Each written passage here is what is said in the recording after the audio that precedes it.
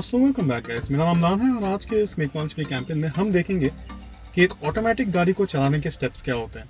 फिलहाल मैं एक होंडा जैज के अंदर बैठा हुआ हूँ और ये गाड़ी का इंटीरियर्स है। शुरुआत में तो खैर आप नॉर्मली दरवाज़ा जो होता है ये इनिशियली लॉक होता है, आप ये स्मार्ट लॉक की से लॉक करते हैं और फिर गाड़ी के अंदर बैठते हैं। तो ये तो ठीक है, जैसे आप गाड़ी के अंदर बैठ गए।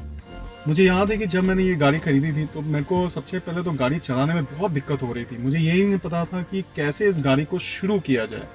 तो आइए आज करेक्ट तरीका समझते हैं कि गाड़ी को कैसे शुरुआत किया जाता है।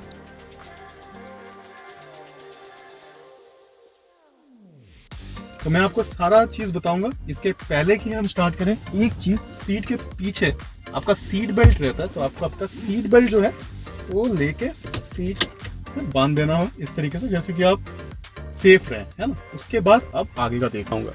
ध्यान रखिएगा कि यहाँ पे आपके नीचे की तरफ जो आप देख रहे हो, ये राइट वाला जो है, जो पतला वाला है, ये एक्सीलरेटर है। कोई भी गाड़ी, चाहे वो मैनुअल हो चाहे वो ऑटोमेटिक हो, हमेशा राइट में आपका एक्सीलरेटर पेडल ही रहता है। और फिर यहाँ पे बीच में जो है ये ब्रेक पेडल। एक्सीलरेटर से गाड़ी आगे बढ़ती है, ब्रेक से गाड़ी रुकती है। आपको पैर का पोजीशन कहीं बीच में रखना है, जैसे कि आप जब चाहे एक्सीलरेट करें, जब चाहे आप ब्रेक करें। और एक ध्यान रखना है कि आपको सिर्फ अपना राइट लेग ही इस्तेमाल करना है। आपका लेफ्ट लेग जो है बिल्कुल आइडल पड़ा रहता है। अगर आप एक ध्यान रखेंगे तो ऑटोमेटिक गाड़ी में क्लच तो है ही नहीं। आपके मैनुअल में भी आप क्या करते थे, राइट से ही आप हमेशा या फिर आप एक्सीलरेट करते थे या फिर आप ब्रेक लगाते थे, और आपका लेफ्ट लेग जो होता था वो हमेशा आपके क्लच पे ही रहता था। यहाँ पे क्योंकि क्लच है नहीं, इसलिए आपका लेफ्ट लेग जो है आइडल पड़ा रहेगा। यानी कि अगर आप कन्वर्ट कर रहे हैं मैनुअल से ऑटोमेटिक तो सिस्टम बिल्कुल सेम है। क्योंकि यहाँ पे क्लच है नहीं, इसलिए आपका जो लेफ्ट लेग है वो हमेशा आइडल रहता है और राइट लेग को आपको बीच में रखना होता है कहीं पे, जैसे कि आप राइट लेग से जब चाहे एक्सीलरेट करें, जब चाहे आप ब्रेक करें।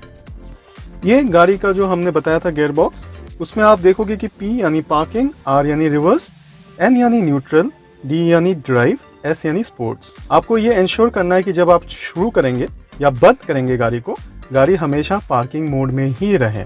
तो अब जैसे मुझे गाड़ी को स्टार्ट करना है तो मैं इंश्योर करूंगा कि गाड़ी पहले पार्किंग मोड में ही हो, तो ये जो है हमेशा पहले P में ही रहेगा। अब बात करेंगे हैंड ब्रेक का। यहाँ पे आप देखेंगे एक हैंड ब्रेक है। अगर हमने पहले बोला था तो ये हमारा लेग ब्रेक है।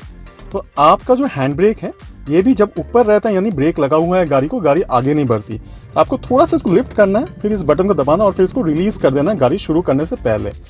जैसे आपने इस हैंड ब्रेक को रिलीज कर दिया तो अब गाड़ी आगे बढ़ सकती है। एक पैर आपके ब्रेक में ही रहेगा। आपने ऑलरेडी पार्किंग मोड में ढाल रखा है, हैंड ब्रेक आपने रिलीज कर दिया। गाड़ी को शुरू करने के लिए आपको ये जो स्मार्ट की है कहीं सामने रखना होगा।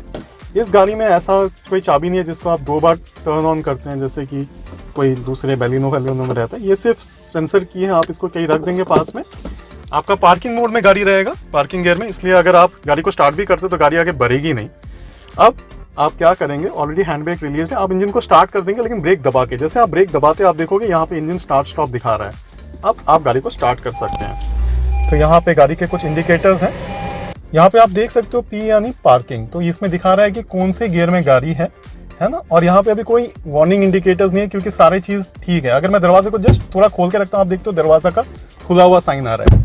अब मैंने जैसे टाइटली बंद कर दिया तो गाड़ी में अब कोई एरर नहीं है, अब मैं चला सकता हूँ। लेकिन क्या गाड़ी पार्किंग मोड में आगे बढ़ सकती है? जी नहीं। ऑटोमेटिक गाड़ी में आपको ब्रेक में पैर रख के आपका ये गियर नॉब, फिर इसके आगे एक्चुअली एक बटन रहता है, तो उसको आप रिलीज कर सकते हो। फिर अब आप इसको डी मोड में ला सकते हैं। जैसे ही मैं डी मोड में लाता हूँ और मैं ब्रेक से हल्के से पैर निकालता हूँ, आप देखोगे कि गाड़ी जो है स्टार्ट हो गई है, हल्के से चल रही है गाड़ी, है ना। स्टीयरिंग व्हील से मैं अपने गाड़ी के मूवमेंट को कंट्रोल कर सकता हूँ। मैं देख सकते हो आप कि गाड़ी जो है वो चल रही है, राइट। तो इस तरीके से आप जो है ऑटोमेटिक गाड़ी को चला सकते हो। और फिर जैसे कि मैंने बताया, ब्रेक से आप गाड़ी को रोक भी सकते हो।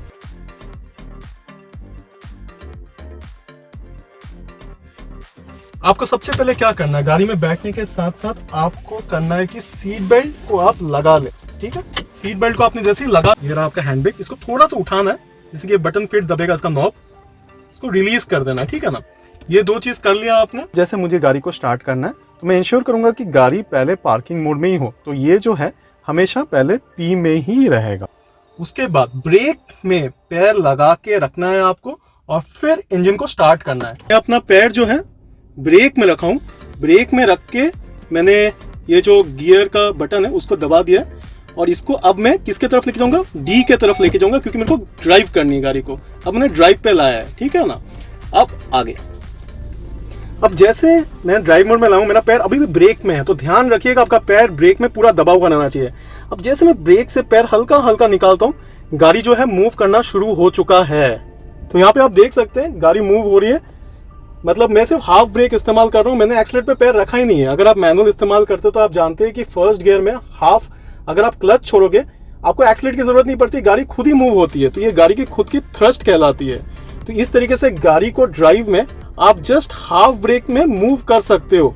तो स्टार्ट करते हो फुल ब्रेक, और जैसे ही गाड़ी स्टार्ट होती है बस ब्रेक को हल्के से दबा के रखो। मैं अमलान आपसे अलविदा लेता हूँ। उम्मीद करता हूँ कि आप हमारे चैनल को सब्सक्राइब करेंगे और इस ट्यूटोरियल को अपने दोस्तों के साथ, और जो भी कोई नया सीख रहा हो ऑटोमेटिक गाड़ी, उनके साथ जरूर शेयर करेंगे। Thank you so much. अगले ट्यूटोरियल तक के लिए मैं आपसे बाय बाय।